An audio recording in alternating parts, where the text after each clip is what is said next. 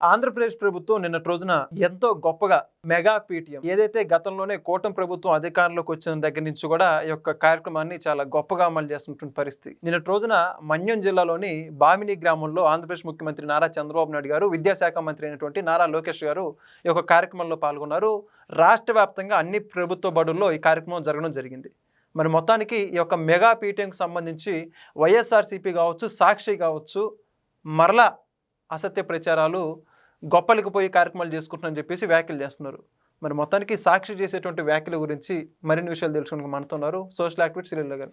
నమస్కారం అండి. నమస్తే అండి. మెగా పీటీఎం అనేటువంటి ఒక మంచి కార్యక్రమాన్ని కూటమి ప్రభుత్వం ఎటువంటి రాజకీయ ప్రలోభాలకి గురి కాకుండా ఎంతో చక్కగా కార్యక్రమం నిర్వహిస్తుంటే ఇది మొత్తం కూడా సినిమా సెట్టింగ్ లాగా చేసుకుంటున్నారు, వాళ్ళ గొప్పలకి వాళ్ళ భజనలు చేసుకుంటున్నారు అని చెప్పేసి వైఎస్ఆర్సీపీ కావచ్చు, సాక్షి టీవీ అంటుంది. మొత్తానికి అసలుకి ఏంటి వాస్తవాలు ఏంటంటారు? ఇక్కడ ఒకటేనండి, ఏదైతే వాళ్ళు స్టార్ట్ యాక్షన్ అని చెప్పేసి ఏదో ఒక టైటిల్ పెట్టి వాళ్ళ సాక్షి ఛానల్లో ప్రచురించి చూసాం మనం ఆ న్యూస్. కానీ కూటమి ప్రభుత్వం అధికారంలోకి వచ్చాక ఈ పాఠశాలలు ఏదైతే గవర్నమెంట్ స్కూల్స్ కానివ్వండి, గతంలో అసలు గవర్నమెంట్ స్కూల్ని ఎన్ని విలీనం చేశాడు జగన్మోహన్ రెడ్డి. పాపం పిల్లలు రోడ్డు మీద కూర్చొని మాకు మధ్యాహ్న భోజనం వద్దు కానీ స్కూల్ పెట్టండి అని చెప్పి అడిగిన పరిస్థితి మనం ఎన్నో సందర్భాల్లో విన్నాం. మరి స్కూల్ టీచర్స్ని అగౌరవపరిచి వాళ్ళ చేత టాయిలెట్లు దగ్గర మరి ఫోటోలు తీయండి అని చెప్పి పెట్టి మరి ఏదైతే ఈ మద్దు బాబుల దగ్గర వాలంటీర్లుగా నిలబెట్టిన వైనం కరోనా టైంలో. గురు బ్రహ్మ, గురు విష్ణు, గురుదేవో మహేశ్వర, గురు సాక్షాత్ పరబ్రహ్మ, తస్మై శ్రీ గురవే నమః అన్న పదానికి అర్థం తెలియని జగన్మోహన్ రెడ్డి గారు అండ్ బ్యాచ్ ఈ రోజున సెట్టింగ్ అంటూ ఇంకోటంటూ వాళ్ళ నీచమైన విషపు కోరల్ని మరోసారి విషం చిమ్మటానికి ఈ రూపంలో మరోసారి ప్రయోగించారు. అసలు ఏం జరిగింది నిన్న అంటే నిన్న చూసాం. లోకేష్ గారు మాట్లాడిన కానివ్వండి, ఆ పిల్లలు పేరెంట్స్ నారా చంద్రబాబు నాయుడు గారు వాళ్ళతో ఏ విధంగా మాట్లాడారు. ఇక్కడ అది కాదండి, ఇక్కడ ఒకటే. ఇప్పుడు వాళ్ళు అక్కడ ఆ పిల్లల బెంచ్లో last time parent teacher meeting కూడా చూసాం. ఆ బల్లల మీద కూర్చున్నారు, ఆ ప్లేట్లలో తిన్నారు. అదే ప్లేటు లోకేష్ గారు తీసుకెళ్లి వాళ్ళ నాన్నగారి ప్లేటు, వాళ్ళ ప్లేటు వాళ్ళే క్లీన్ చేసుకున్న వైనం. అంటే పిల్లల దృష్టిలో వీళ్ళేదో స్పెషల్, ఓహో వీళ్ళ వేరేగా, వీళ్ళు చూడండి ప్లేట్లు కూడా తీయట్లేదు అనేది లేకుండా అందరం సమానమే, మనం ఎంత ఎత్తుకు వెళితే అంత ఒదిగి ఉండాలి అనేది పిల్లలకి ఏ విధంగా వాళ్ళు చేసి చూపించారు. దాని సినిమా సెట్టింగ్లు అంటారా, యాక్షన్ అంటారా? జగన్మోహన్ రెడ్డి గారి యాక్షన్ ఎక్కడంటే అక్కడ చూడాలి, సిద్ధం సభల్లో చూడాలి, మేమంతా సిద్ధం అని చెప్పి గ్రీన్ మ్యాట్ వేసినప్పుడు చూడాలి, తాడేపల్లి ప్యాలెస్లో మరి గుడి సెట్టింగ్లు వేయించుకున్నప్పుడు చూడాలి. అంతకంటే నీచంగా అన్నం పెట్టే రైతు, దేశానికి వెన్నెముకైన రైతు వెన్ను విరిగినట్లుగా వర్షాలు పడి మరి ఆ రోజున ఆ వరికంకులన్నీ ఇరిగిపోయి వాళ్ళు ఎంతో ఇబ్బంది పడుతూ ఆ ఆరుగాలం పంట నీట మునిగిపోయిందని బాధపడుతుంటే నువ్వు కదా కార్పెట్లు వేయించుకున్నావు, నువ్వు కదా డయాసులు కట్టించుకున్నావు, నువ్వు కదా ఆ రోజున ఫోటోలకు ఫోజులు ఇచ్చేళ్ళావు, దాన్ని అంటారు సెట్టింగ్ అని. వీళ్ళు ఏం లేదండి, వీళ్ళకి అవగాహన లేదు, ఆలోచన లేదు. మొన్న అసెంబ్లీ సెట్టింగ్లో జరిగింది కదా, అదే సెట్టింగ్ చేశారు అనుకుంటున్నారేమో. అంబటి రాంబాబు గారు తొందరపడి పాపం ఇంకేముంది సభాపతి చైర్లో కూర్చున్నారు పిల్లలని చెప్పేసి మాట ఏదో వేసేద్దామని చెప్పి చూశాడు. అక్కడ టకామని ఒక వ్యక్తి వెంటనే అది బయట సెట్టింగ్ అండి అన్నాడు. ఇప్పుడు కూడా వీళ్ళు ఏదో సెట్టింగ్ చేశారని జగన్మోహన్ రెడ్డి గారు అనుకుంటున్నారేమో.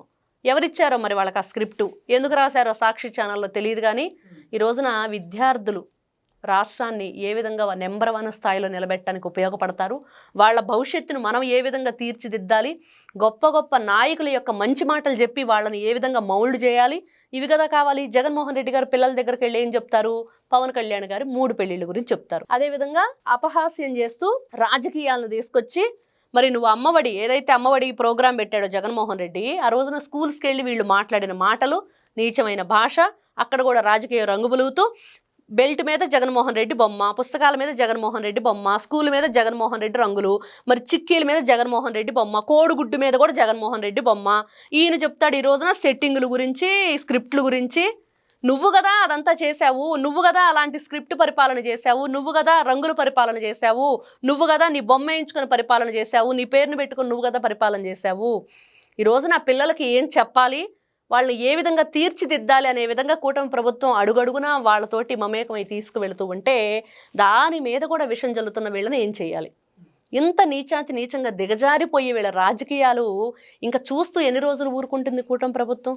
ఎందుకు ఇలాంటి మాటలు పడుతుంటే ప్రజలు ఎందుకు ఊరుకుంటున్నారు?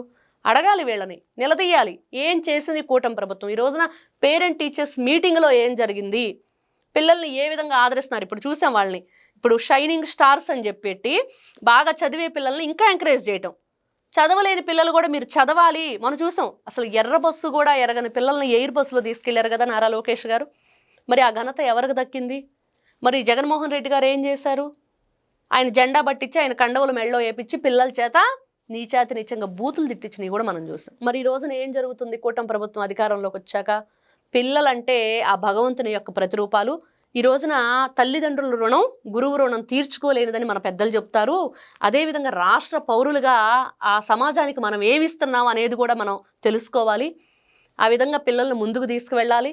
ఇవన్నీ కూడా మంచి విషయాలు. వాళ్ళని ఏ విధంగా మంచి యువకులుగా తయారు చేయాలి, రాష్ట్రానికి ఒక మంచి నాయకుడిని ఏ విధంగా వాళ్ళ నుంచి తీసుకోవాలి, వాళ్లే కదా నేటి బాలలే రేపటి పౌరులు. వీళ్ళందరూ మంచి ఆలోచనలతోటి జగన్మోహన్ రెడ్డి గంజాయి బ్యాచ్ వాళ్ళ విద్యా సంబంధించి అతను మన దొరికాడు కొండారెడ్డి, ఆయన కూడా పాపం అమాయకుడు అని చెప్తున్నాడు జగన్మోహన్ రెడ్డి గారు. ఏ విధంగా చూడాలి ఇవన్నీ? ఎవరు అతి నీచమైన పరిపాలన అందించారు? పిల్లల యొక్క మనోభావాలు, గురువుల పట్ల గౌరవం లేకుండా ప్రవర్తించిన తీరు ఈయన మాట్లాడతాడా? ఈ రోజున కూటమి ప్రభుత్వం గురించి, పేరెంట్స్ టీచర్ మీటింగ్ గురించి ఒక్కటే, వాళ్ళకి మాట్లాడటానికి ఎక్కడా కూడా ఏలు వెత్తి చూపించడానికి ఏమీ దొరకట్లేదండి. ఉన్నదాన్ని కూడా మంచిగా చేసిన దాన్ని ఏ విధంగా వేరే విధంగా ప్రజల్లోకి తీసుకువెళ్ళాలనే ఆలోచనతో ఇట్లాంటి పిచ్చి పిచ్చి మాటలు మాట్లాడుతూ పిచ్చి పిచ్చి రాతలు రాస్తూ ఇలాంటి ఎకిలి వేషాలన్నీ వేస్తున్నారు తప్పించి, ఈ రోజున పిల్లల తల్లిదండ్రులు కూడా ఒకటి ఆలోచించాలి. మన పిల్లలు ఎంత గొప్పగా మరి ముందుకు తీసుకెళ్తుంది కూటమి ప్రభుత్వం, వాళ్ళకి ఎలాంటి మంచి వాతావరణాన్ని ఈ రోజున చూసాం. మన ఎవరైతే మరి చాగంటి కోటేశ్వరరావు గారు వాళ్ళకి మంచి విషయాలను ఏ విధంగా చెప్తున్నారు, మంచి మంచి పద్య సూక్తుల్ని, నీతి పద్యాలని, సుమతి శతకాలు, వేమన శతకాలు ఇవన్నీ కూడా పిల్లలకి ఇప్పుడు అవసరం. ఎందుకంటే సమాజంలో మనకున్న ఒక హక్కు ఏదైతే ఉందో మనం ఏ విధమైన ఆలోచనతో ముందుకెళ్తే సమాజంలో మంచి నిర్మాణం జరుగుతుంది అనేది. మరి ఇలాంటి విషయాలు చెప్పాలి. జగన్మోహన్ రెడ్డి గారు లాగా బూతులు మాట్లాడితే ఏమొస్తుంది? ఎప్పుడు కూడా ఆయనకు మాట్లాడే విధానం తెలియదు. తల్లిని గౌరవించని వ్యక్తి, తోబుట్టువుని గౌరవించని వ్యక్తి. మరి వీళ్ళు ఈ రోజున పిల్లల గురించి, వాళ్ళ భవిష్యత్తు గురించి, పాఠశాలల గురించి మాట్లాడటం, 10వ తరగతిలో పేపర్లు కొట్టేసిన వ్యక్తి చెప్తుంటే వినాలి. మరి ఆయనే కదా 10వ తరగతిలో పేపర్లు కొట్టేసింది, చదువుకోకుండా పారిపోయి వచ్చాడు నా కొడుకుని అసెంబ్లీలో చెప్పింది వాళ్ళ నానే కదా.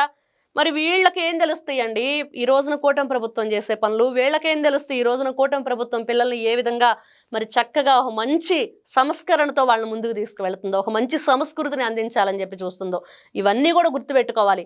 సంస్కృతి, సంస్కరణ, సాంప్రదాయాల గురించి తెలియని వ్యక్తులు మాట్లాడటం మరి ఈ రోజున మనం వింటామంటే చాలా హాస్యాస్పదంగా ఉంది. Thank you. నమస్తే అండి. Please subscribe to Leo news for more videos.